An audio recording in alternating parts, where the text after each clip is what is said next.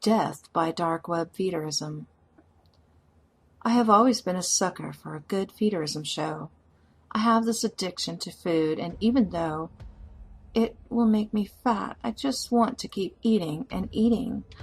I limit myself, though. I don't want to be overweight, so I enjoy watching other people consume copious amounts of food for their own pleasure.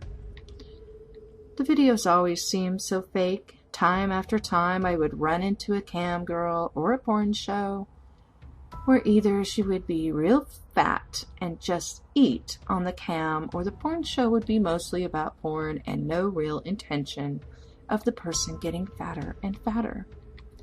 I wanted to see a person gorge on food. I wanted to see how much they could handle before they gave up, so I started visiting feeders and forums and asking around. Everyone was really quite clueless. No one really understood what I wanted.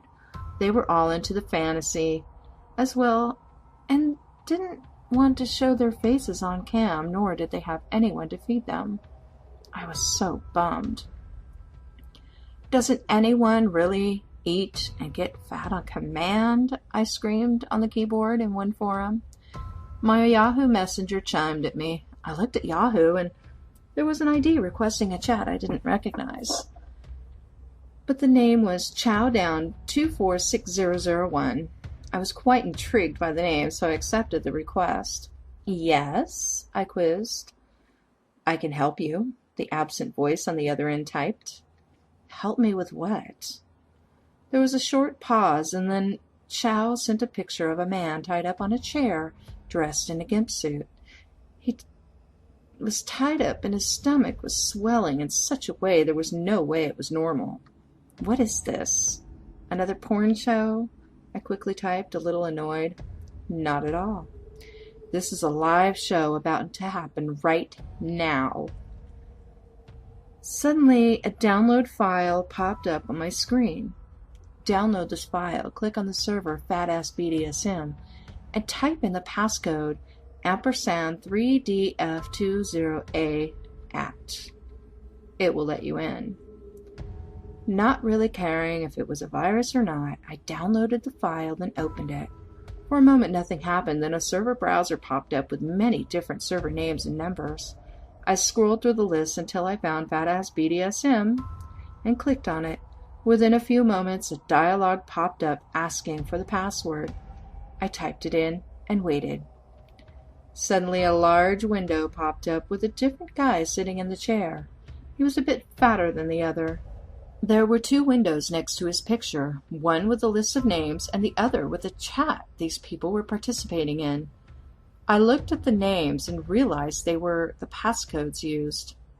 Anonymous. I like that. I smiled. The man in the chair had a leather mask over his head and his mouth and eyes completely cut out. The rest of his body was naked except for the boxers. His hands were bound behind his back and his legs were bound to the legs of the chair. I could see a smile on his face through the cut leather. A woman walked into the room. She was dressed like a housewife from the 1950s. Her black hair was pulled up into a ponytail, and her 1950s dress looked like she was about ready to go to a sock hop. She wore 5-inch heels with bobby socks and a plaid skirt. This was really becoming amusing. I was about to log off. Then she rolled a table into the room.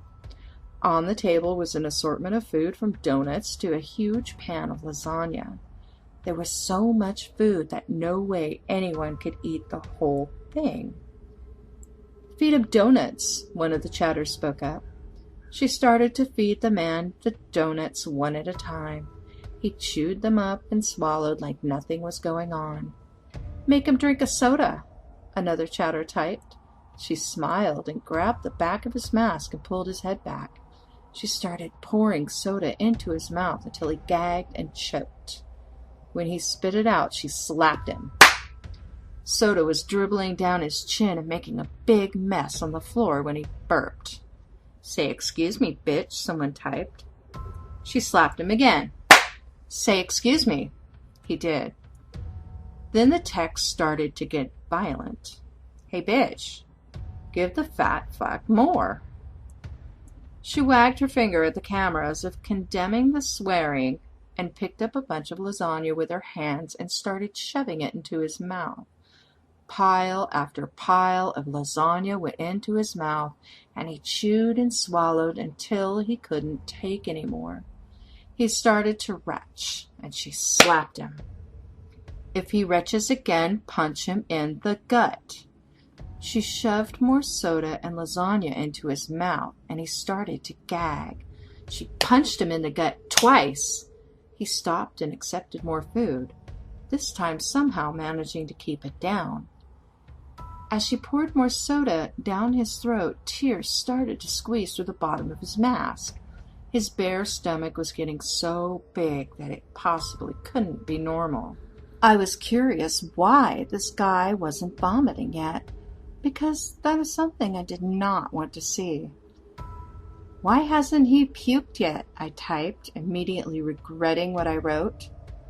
She gave me a wicked grin, then poured more soda down his throat and started smacking him over and over again until he retched and let out soda all over the floor. He tried again, but she held his mouth shut. He spasmed involuntarily until the feeling subsided, I supposed. "Dump all of that pie in his mouth." The man screamed something that sounded like safe word, but she shook her head no. "Kill him with the food." The commands were going one after the other. It was revolting and scaring. This wasn't feederism. This was murder. "Make him eat and die." "Safe word," he bawled and tried to jump from the chair. His restraints held him as he crashed to the floor. He stared right at me. I could see the pain in his eyes. The woman brought out a funnel and a tube, then attached it to his head in a halter and held the funnel with her hand while she held him down with her foot. She started pouring the chocolate milk mixture into the funnel, and as he swallowed and swallowed, it was gone. The next one started, and he continued to try and drink, but his eyes were bulging and his stomach was so stretched that it looked like it would burst. He kept on drinking. The chatter started to put up dollar figures in the chat window. It started with $25 and then went up to $995. Then stayed for 2 minutes while she continued to fill him up with chocolate mix. There was a bell sound in the room. It was the first time she spoke. It sounded that maybe she was Russian. $995 is the top bid. What would you like? The patron 5-3S0-1 took a moment to type it out, and the words of horror across the screen took me by surprise. "Pour the mix in his funnel until his stomach ruptures." I heard a cha-ching sound, and the words winner were now next to 5-3S0-1's name. A short man, about 4'3", wheeled in, a lot of chocolate mix already made, and set it beside the woman. The man's eyes bulged from his mask as tears welled up in his eyes. From the looks of it, he was begging us to stop, but no one would. I tried to look away from the screen, but then I wondered if it was all even real. "It's probably fake," I laughed to myself. She looked right at me and started to pour the first jug down the tube. "It's not fake, Randy. Would you like to be next?" My heart pounded at her words. Somehow she knew my name and she heard my voice. I watched as she poured jug after jug into the poor guy's throat until he violently convulsed and stopped. His head turned toward us, his blood and chocolate poured from his mouth, and he choked.